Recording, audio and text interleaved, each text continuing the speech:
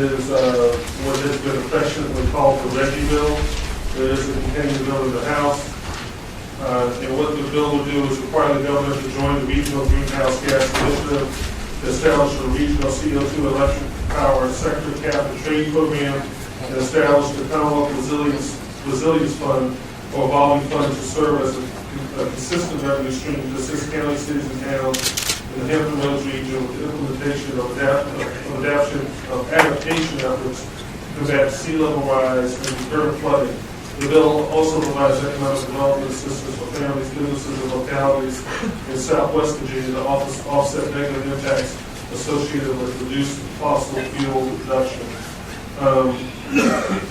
Mr. Chairman, I am a lover of the water, of sand, and beaches, but I just simply not be in Henrico County. And so I think we need to do what we can to reduce flooding and sea rise in the Hampton Roads and in the Middle Peninsula areas. And I would hope it would be the pleasure of the committee to report to them. And I believe that probably few people get in my own. That's what we say about this one. Okay. All right. Are there people here to speak in favor of this bill?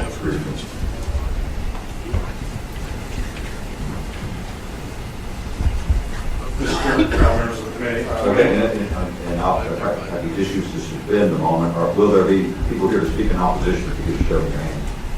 Okay, all right, so we'll go ahead and have some brief testimony to that. Very brief, Mr. Chairman. My name is Juan Robinson. I am the Virginia Policy Director for the Chesapeake Climate Action Network. We are a 501c3 nonprofit here in Virginia, D.C., and Maryland region. We support the bill. I am very cognizant and aware and have great respect for the work and support of trying to find solutions to sea level rise and recurrent flooding and tidewater. Interestingly enough, I think this committee represents a vast array of different planning bodies, from the Recurrent Flooding Committee to the Secure Commonwealth Panel, and also the Governor's Climate Change Commission, to look seriously into this issue. We think this is a strong bill to begin funding urgently needed solutions, so we definitely support the bill. Okay, thank you. Mr. Chairman, Brian Pennington, representing the City of Norfolk. This issue of trying to meaningfully respond to recurrent flooding and sea level rise challenges is a heavy challenge for my jurisdiction. Right now, we are facing significant challenges. There really is nowhere for us to go for any type of state funding to the level that would be required under most federal programs that are available to any Virginia local government. So we see the bill as a very creative way to identify a new funding source, and are very supportive of the bill. My city council also passed a resolution in support of the bill this past Tuesday. Okay, thank you.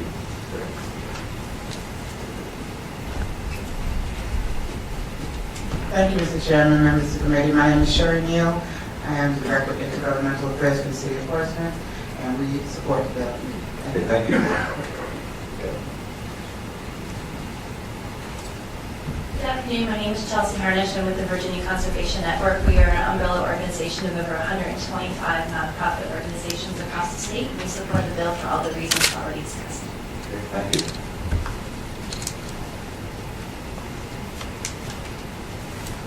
Mr. Chairman, members of the committee, my name is Karina Bell. I'm here representing Virginia Chapter of the Sierra Club, and we support the bill. Thank you.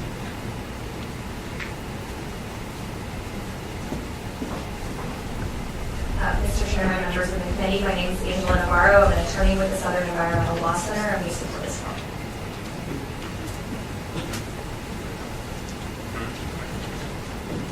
Mr. Chairman, members of the committee, my name is William Stiles from Radlands Watch. We support the bill as well. It's probably the only way we can get the money for the resilience fund that we just talked about. All right, thank you. Mr. Chairman, members of the committee, like town, Virginia LCD, I think this is a record for as many bills as supported in one committee hearing. We support this bill. Okay, thank you. All right, we have some concerns that are before us. Anyone here to speak in opposition?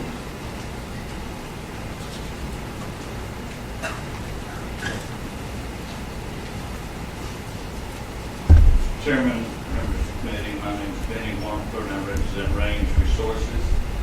This is a cap and trade bill, but I appreciate the Senator's desire and attempts to fix a very serious problem that may be occurring or occurring in the future.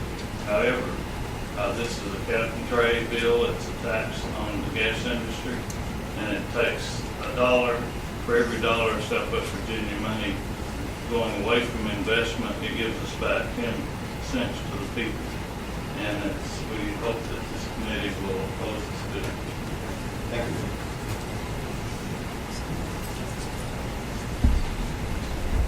Mr. Chairman, members of the committee, Rick Massey, Virginia Manufacturers Association.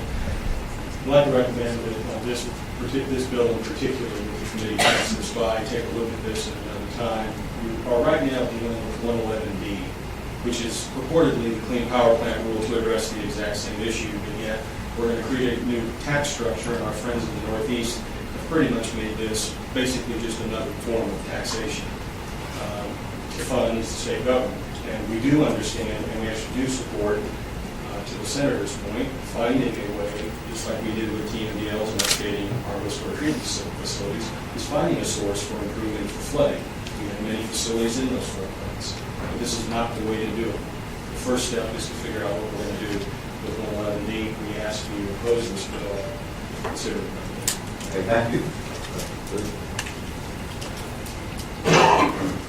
Mr. Chairman, Senators, David Huggins, Open Electric Cooperative, we oppose the bill. It is a wealth and tax transfer until we resolve the 111D rule and how it's going to be applied. We wait premature. Thank you. Okay, thank you. Questions of the committee, or what's the pleasure, Mr. Chairman? Senator Watt. Mr. Chairman, I commend Senator McEachin for bringing this bill before us. But I have read up. I'm familiar with Reggie, and I'm familiar with the concept behind it. It is a cap and trade bill. My concern is that it's premature at this time, particularly in light of what we are going to have to deal with in the future, in the near future, with regard to formulating a state implementation plan for 111D. The truth of the matter is, this may be a part of it, but this legislation preempts even the governor from making a decision on this. It requires the governor to belong to the regime, or put the state in the regime. It's the first time I've really ever seen that mandate on an executive of the state. So I would think that it is something that we need to study and we need to look at. I am also concerned about the regional aspects of this because Reggie is already pretty much in place. And it is most of, as has been brought to our attention, it's mostly the northeastern states.